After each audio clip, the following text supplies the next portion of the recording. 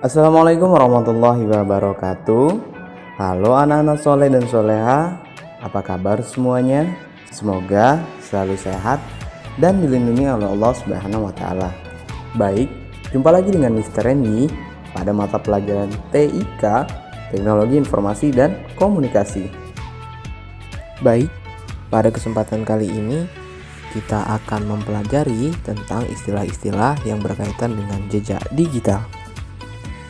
Jejak digital tersimpan di internet secara permanen. Ada beberapa istilah yang berkaitan dengan jejak digital. Dengan memahami istilah-istilah tersebut, kalian dapat mengurangi jejak digital kalian yang dapat diakses orang banyak. Apa saja istilah-istilah itu? Silakan simak video berikut ini. Pada dasarnya ada 5 materi yang ingin kita pelajari hari ini. Yang pertama ada satu berkaitan dengan browser history, yang kedua berkaitan dengan apa itu cookies, kemudian apa itu dimaksud dengan public post, kemudian geotagging dan foto metadata. Oke, yang pertama browser history. Ya, daftar semua situs yang pernah kita kunjungi dengan web browser.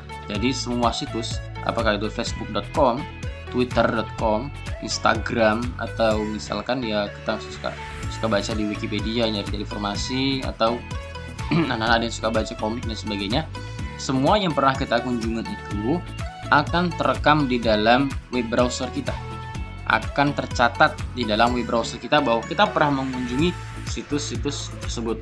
Nanti akan kalau itu belum pernah dihapus, nanti akan ada listnya dari awal kita menggunakan browser itu sampai terakhir kita gunakan. Jadi masing-masing browser yang kita gunakan itu punya history masing-masing, tergantung browser yang kita pakai. Nah, contoh web browser yang kita sering pakai biasanya seperti ada Mozilla Firefox yang gambarnya seperti yang kuning, yang gambar serigala itu. Kemudian ada Google Chrome, ini memang buatan Google juga. Ada Chromium yang dia ini ya apa istilahnya open source.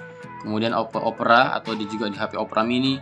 Ada Microsoft Edge dan sebagainya.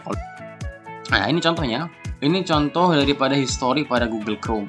Jadi anak-anak kalau yang punya browser Google Chrome, yang suka browsing pakai Google Chrome, bisa nanti dicek historinya. Jadi historinya di sini itu adalah list situs yang pernah kita kunjungi. Ini contoh ya. Contoh kedua ketika di dalam Mozilla Firefox. Dan ini contoh situs-situs yang pernah kita kunjungin ketika menggunakan browser Mozilla Firefox. Di dalam komputer kita bisa install lebih dari satu web browser. Terserah kita mau suka yang mana. Yang kedua kita berkaitan dengan cookies tadi kan, dengan history.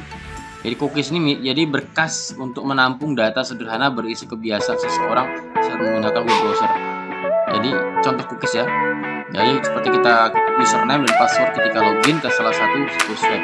Jadi biasanya anak-anak ya, ketika kita login kepada suatu situs atau di satu media sosial, kita memasukkan username, kita memasukkan sebuah password, pasti kita nanti akan diminta, biasanya di web browser kita itu akan meminta kepada kita apakah username kita dan password kita ini mau di-save. Yang ketiga berkaitan dengan apa sih yang dimaksud dengan public post. Ya, public post itu ya public itu umum, post itu postingan. Kalau secara bahasanya kita nanti, itu maksudnya adalah merupakan pesan atau komentar yang dapat dibaca oleh semua orang, termasuk diantaranya adalah status atau postingan.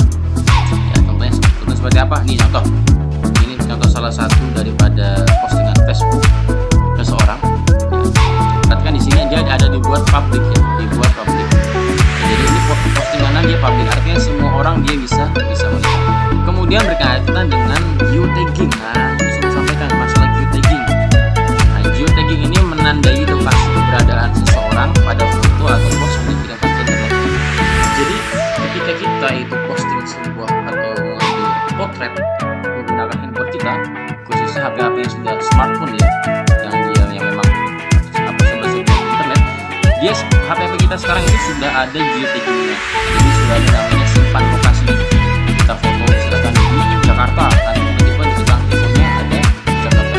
Kalau HP-HP iPhone insya Allah sudah semua, bahkan sudah termap di fotonya yang di sini sudah termap di dalam sistem. Nah, ini contoh geotagging. Saya akan kasihkan contoh bagaimana sih geotagging dalam postingan dan bagaimana geotagging itu dalam sebuah